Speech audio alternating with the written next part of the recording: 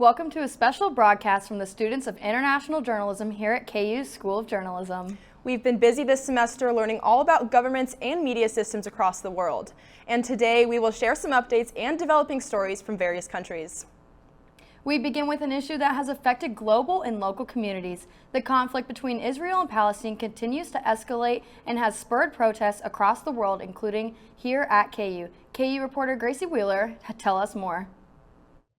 I'm here on the University of Kansas campus, where pro-Palestinian protests have recently occurred, and tensions continue to rise as the world looks to college protests in the U.S.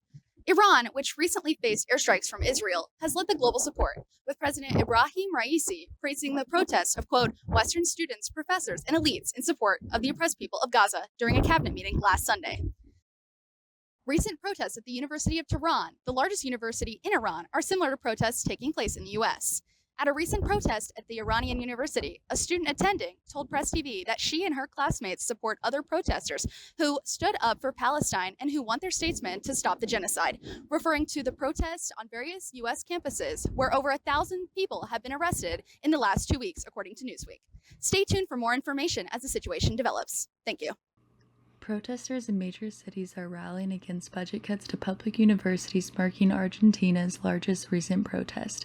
These protests respond to President Milei's austerity measures aimed at reducing international debt, impacting ministries, cultural centers, state workers, and subsidies. The University of Buenos Aires, Latin America's largest university, faces potential closure, jeopardizing Argentina's tradition of free, high-quality university education vital for social advancement. President Milei argues these cuts are essential to address the economic crisis. However, critics and public fear they worsen living conditions, with inflation nearing 300% and poverty exceeding 50%. These protests highlight a deepening societal divide over President Milei's controversial policies. Since the start of the Israel-Hamas war, 97 journalists have died in Israel while covering the conflict, 92 of them being Palestinians. Besides these deaths, numerous other journalists have been injured or captured in the conflict. The Committee to Protect Journalists says that this is the deadliest conflict that they have seen since they began their research in 1992. One reason for the high number of casualties is the lack of Israel government following the international humanitarian law. This law protects journalists from hostilities, including death. It also ensures journalists access to certain protection and equipment, two things that they are currently not receiving in the country. International journalists are being not allowed into the country, and neither are their gear that can be life-saving for journalists on the front lines. This not only affects people in the war zones, but also other countries from having well-rounded information on a major conflict. Through not protecting these journalists, access to information comes at a deadly cost. On Sunday, April 21st, around 70,000 Colombian residents marched in protest in the country's capital city, Bogota. The protests took place because of a series of social reformations instated by the president, Gustavo Petro. The reformations have to do with the country's healthcare. President Petro wanted to take away the control of healthcare insurers and add it to the government. A proposition from Petro to generally give the state more control over healthcare was brought to Colombia's Congress. When this was denied, Petro then introduced the order to give the state control over two major medical insurance organizations that were so-called failing.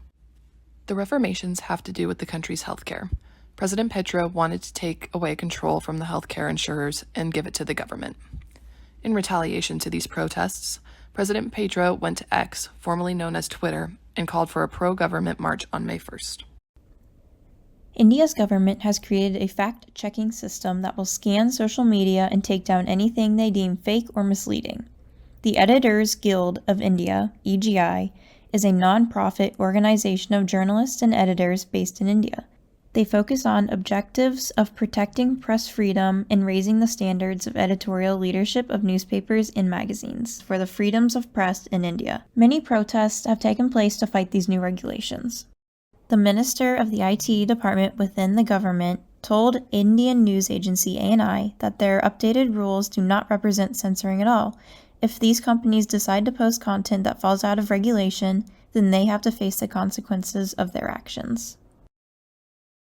Gracie said, we've seen protests all over the world for different causes, from social justice to human rights. Let's see how similar conflicts are playing out around the world. In 2014, tensions escalated in Ukraine as pro-Russian forces seized Crimea, a peninsula in Eastern Europe, which led to its annexation by Russia on March 18, 2014. This sparked conflict in eastern Ukraine between Ukrainian forces and Russian-backed separatists beginning in April of 2014. Thousands of innocent Ukrainian civilians began to lose their lives and were under attack as they tried to live their day-to-day life. Despite international condemnation, the conflict persisted, fueled by geopolitical rivalries and territorial ambitions. Russia was officially trying to take over Ukraine. More than 500,000 have been killed or severely injured since 2022. This is the biggest human toll since World War II in Europe. Today, Russia controls 18% of Ukraine, but Ukraine continues to fight back and strives for a future of democracy, peace, unity, and prosperity. In recent developments, tensions have escalated in Rafah, Egypt, as Israel gears up for a potential invasion.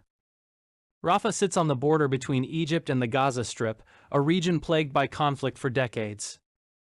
Israel's concern stems from reports of increased militant activity and smuggling operations in Rafah, posing a threat to its security.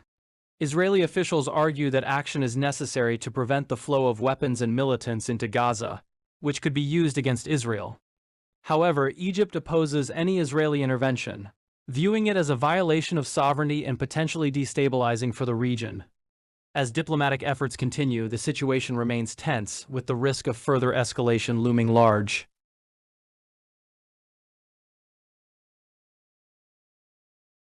President Joe Biden and President of Mexico Andrés Manuel López Obrador have discussed ways to manage migration at the U.S.-Mexico border.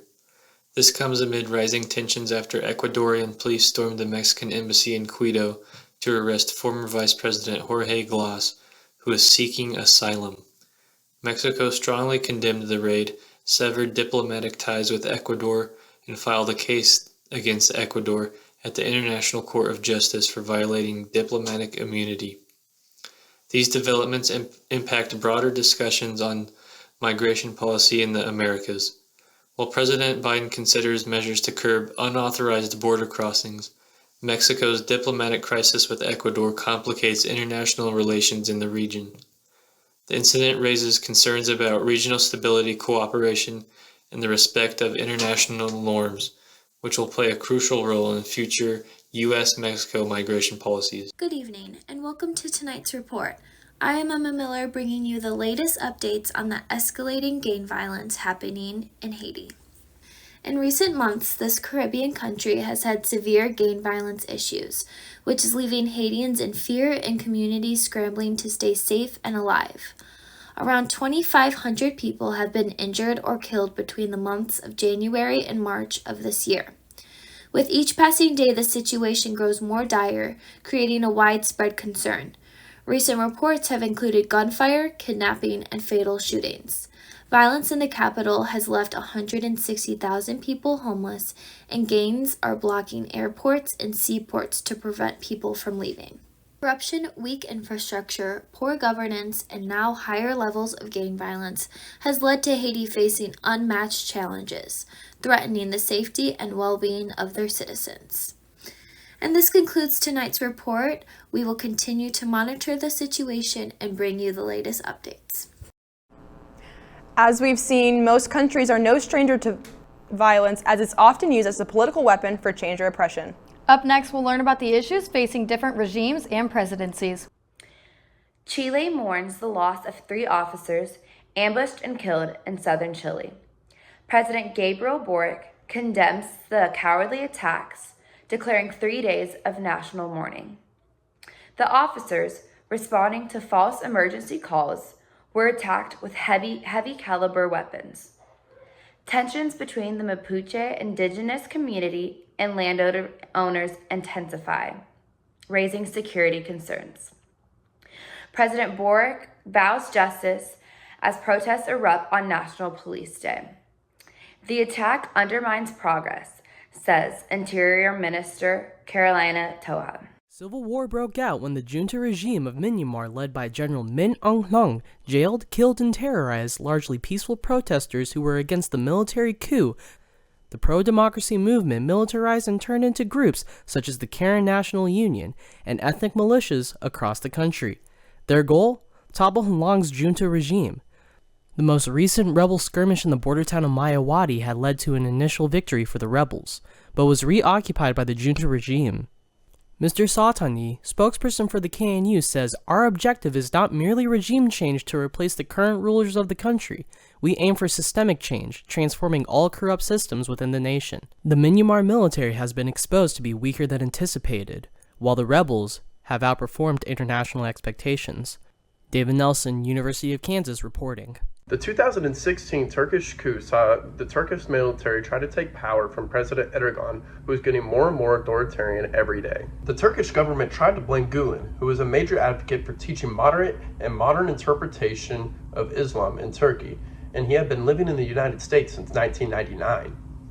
In 2013, many Gulenists were implicated in a corruption case that took place within the Turkish government. The government then designated Gulen's movement as terroristic. Even though Gulen didn't have anything to do with the coup itself, Gulenists inside of Turkey felt that they were losing power and that Erdogan was becoming way too authoritarian and launched the coup.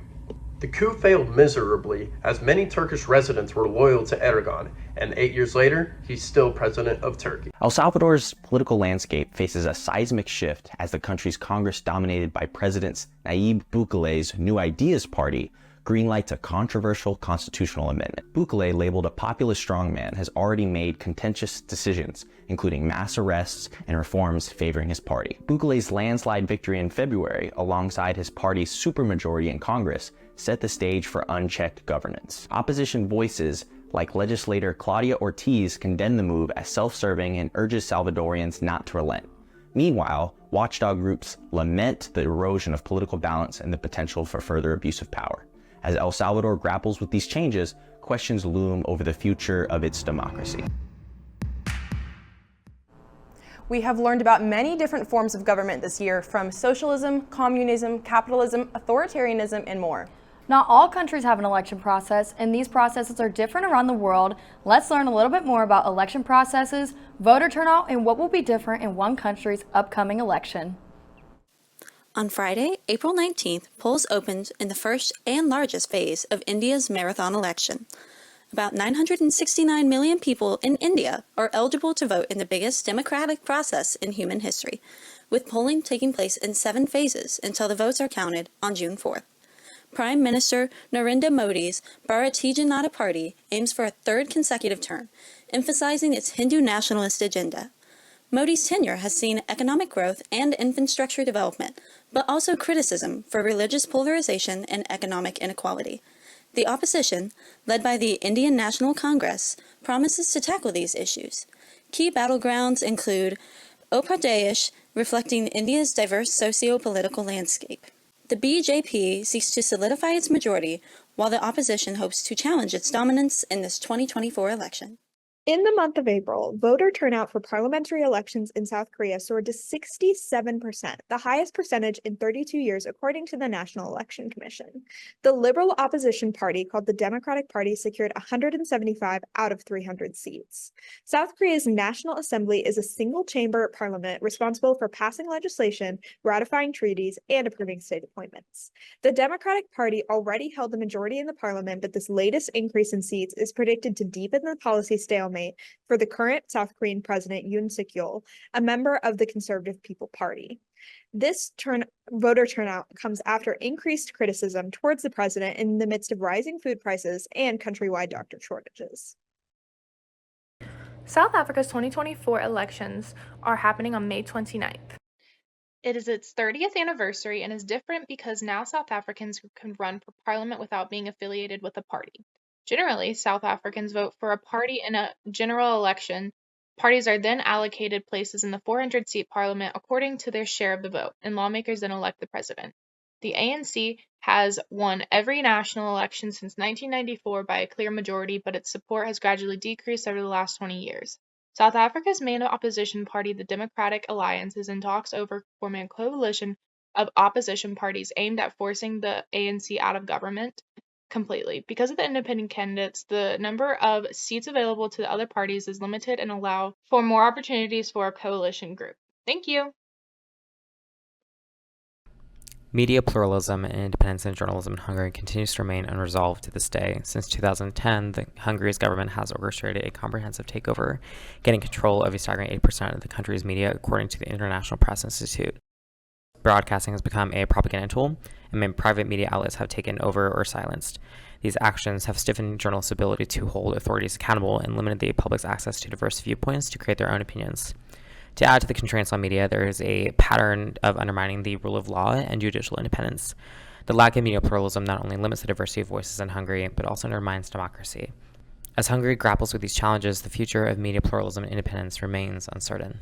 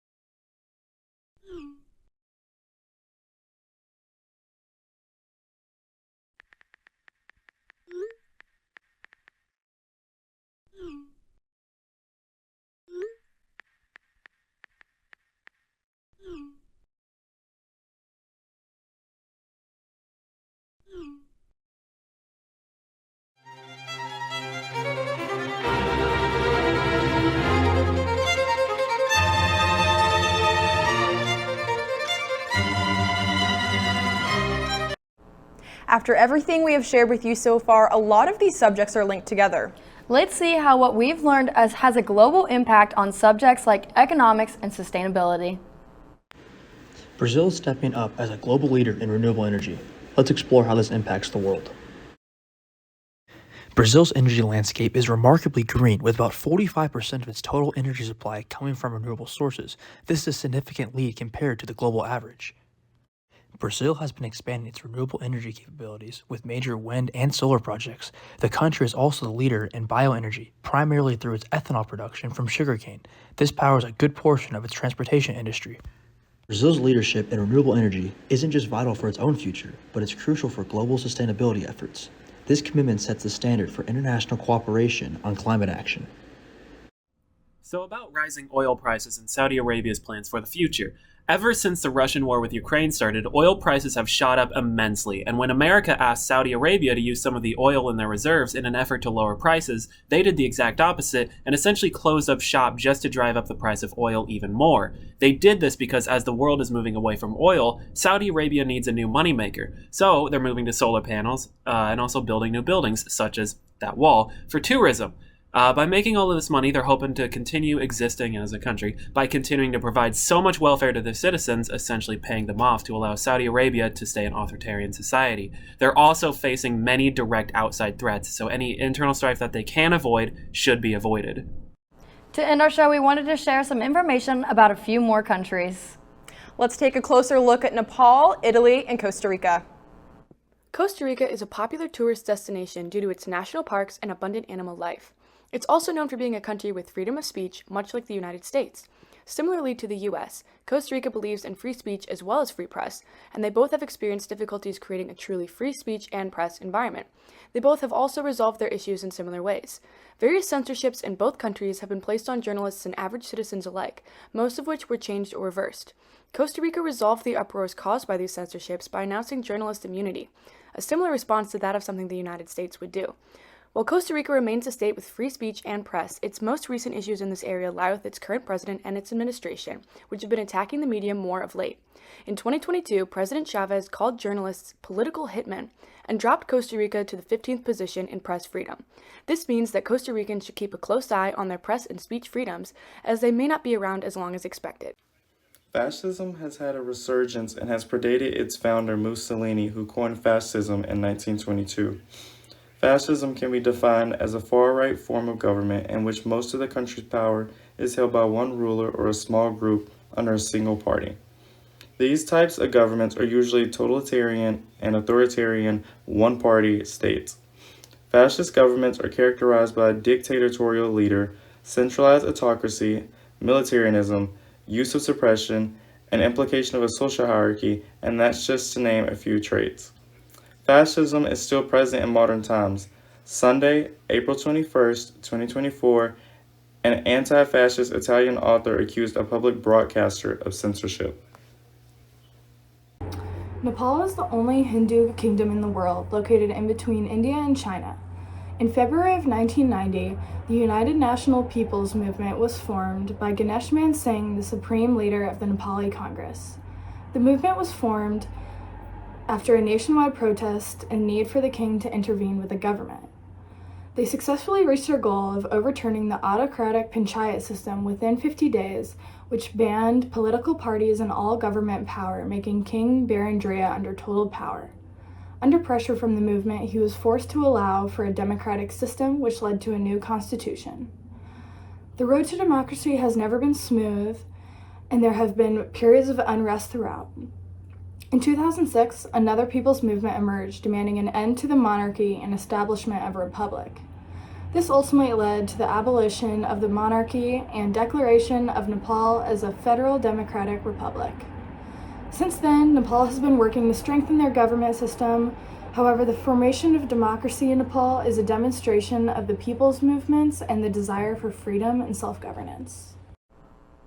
Well, that concludes our special broadcast, and it is our hope that you learned something about the governments and media systems around the world. We want to thank the students from this class and our Professor Margarita for everything this semester. With that being said, we wish everyone the best of luck in finals and have a wonderful summer break.